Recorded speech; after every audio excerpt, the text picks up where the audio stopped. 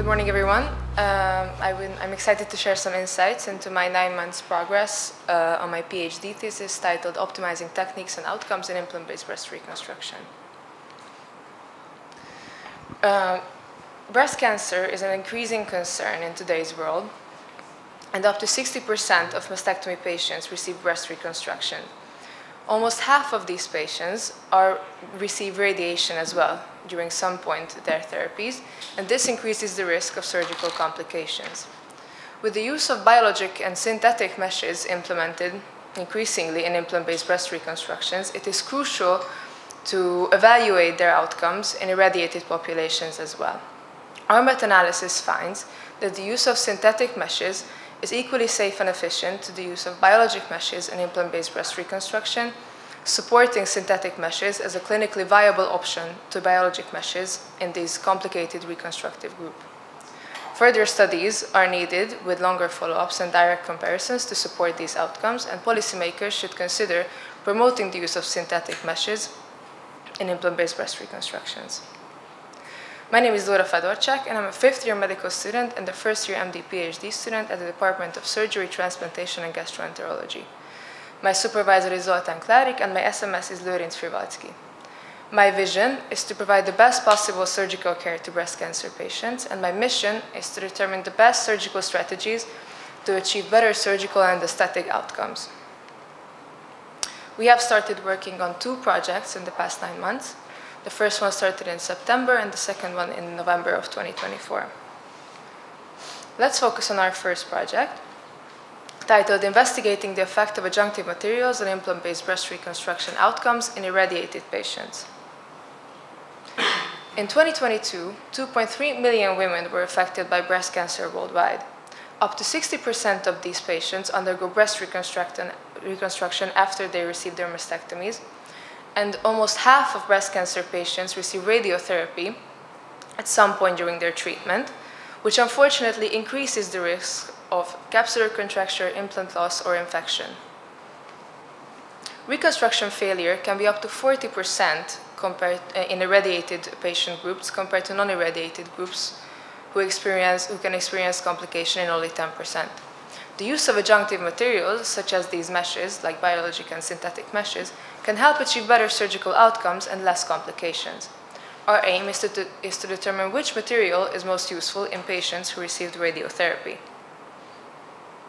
Our clinical question is which of these materials can provide the most satisfactory outcome, and we are using the PICO framework to answer this question, with the population of patients undergoing implant-based reconstruction and receiving radiotherapy as well.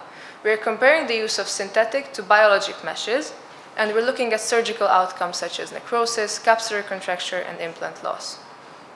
We hypothesize that the use of synthetic meshes are equally efficient and safe as biologic meshes in implant-based breast reconstruction. The clinical implication would be implementing the best possible mesh in these implant reconstructions.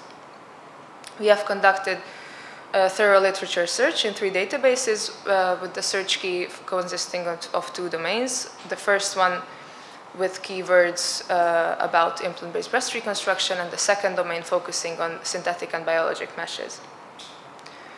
We have started off our selection process with more than 12,000 articles, and after duplicate removal and full text selection, we have arrived to 47 articles, and with citation chasing, we were able to add 4 more articles to our meta-analysis. Allow me to introduce some of our primary results. The first one is, we can see here a forest plot of total complication rates. We can see pooled proportions, meaning the number of patients experiencing at least 1 surgical complication after implant reconstruction. And we can see here the subgroups of biologic mesh and synthetic mesh.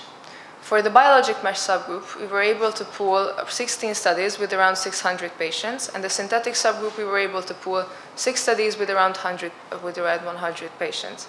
The pooled proportion rates were 33% in the biologic group and quite similarly 30% in the synthetic group, meaning that in both groups, around 1/3 of patients experienced at least 1 surgical complication.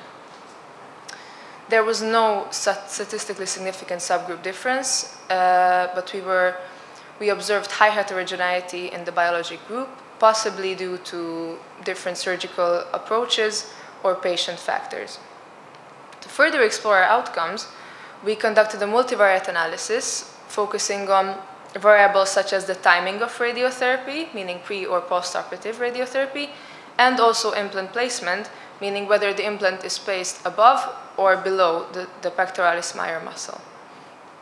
We can see here in the right table that for the outcome implant loss, radiotherapy timing was significantly associated with the outcome, suggesting that patients who receive preoperative radiotherapy can expect to experience more surgical complications.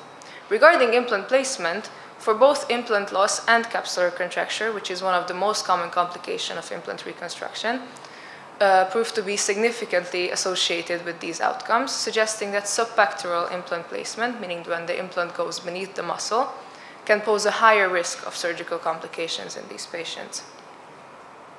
Therefore, we can conclude that there is no statistical significance when looking at biologic or synthetic meshes, but we can see on multivariate analysis that radiotherapy timing and implant placement has a significant effect on the surgical outcomes. Our study helps inform decision-making about surgical technique and emphasizes an individualized approach that surgeons consider patient and surgical factors as well. Further, larger and directly comparative studies are needed with longer follow-up time to support these results. Regarding our first project, we are currently in the manuscript writing phase. Let's touch up a little bit on the second topic, on our second project, which is investigating the efficacy and safety of negative pressure wound therapy in prosthetic breast reconstruction. In 2022, more than 150,000 breast reconstructive procedures were performed in the US, and almost 80% of them are implant-based. In these surgeries, infection rates can range from 2.5 to almost 25%, which can lead to implant removal or delays in administration of oncological therapy as well. The use of a negative pressure wound therapy device can assist in the reduction of seroma formation and can help reduce bacterial colonization, leading to less infection. Utilizing negative pressure wound therapy, in the case of infected implants, time to final reconstruction has been shown to be reduced from more than 220 days to only 70 days, therefore also reducing healthcare costs. Our aim is to find the most effective technique to minimize complication in implant-based breast reconstructions. We are again using the PICO framework of a population of patients undergoing implant-based breast reconstruction, and we are comparing the utilization of negative pressure wound therapy to standard wound care, and we are looking again at postoperative complications. We hypothesize that the use of this device in breast reconstruction can help achieve accelerated wound healing and a better salvage success rate in the case of infected implants. The clinical implication would be, if proves to be effective, the implementation of this negative pressure wound therapy device to breast surgeries as well. We have conducted a preliminary search in 3 databases, and the project was shown to be feasible.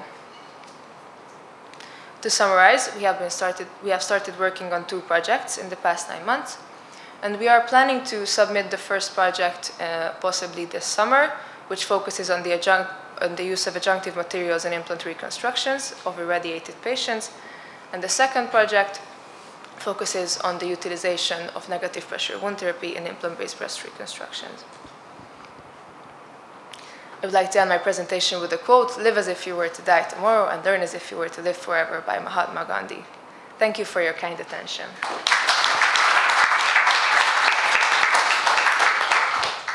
Yes, you are working in the surgery department.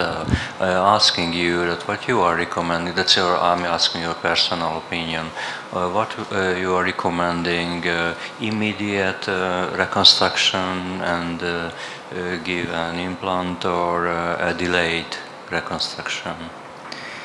Well, I'm still a medical student, but I try to assist on as many surgeries as I can and ask the opinion of professionals, of course.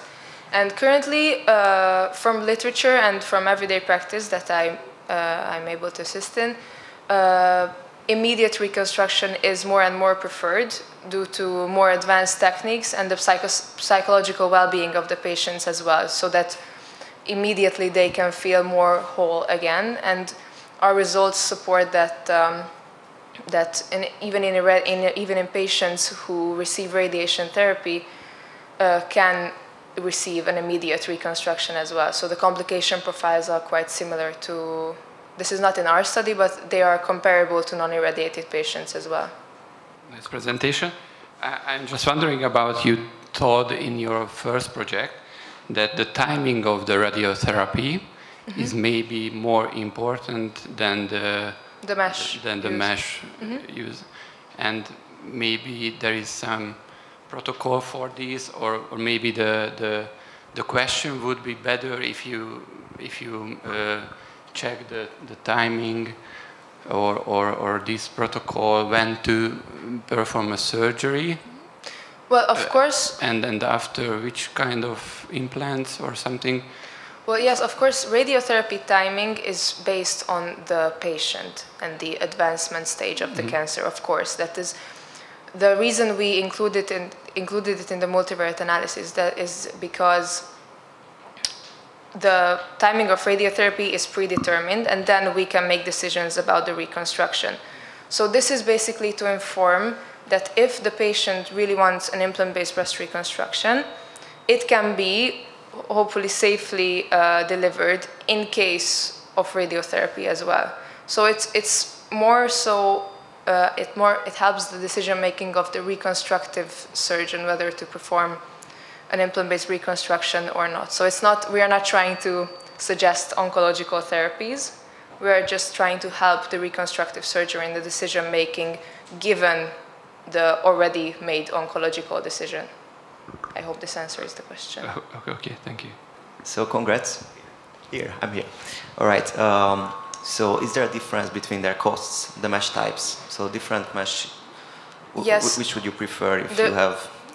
Yes, the reason why we wanted to compare the biologic to the synthetic meshes is mostly in the US and in more Western countries, biologic meshes have been used for the past 20 years, more widespread, and synthetic meshes are emerging as an alternative.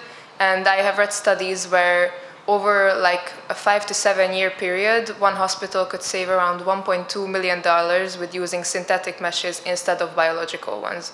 And also like in Eastern countries such as ours, I have seen studies that used inguinal hernia mesh instead of biological meshes and achieving successful surgeries. So that's basically one of the implications of this study. Thank you.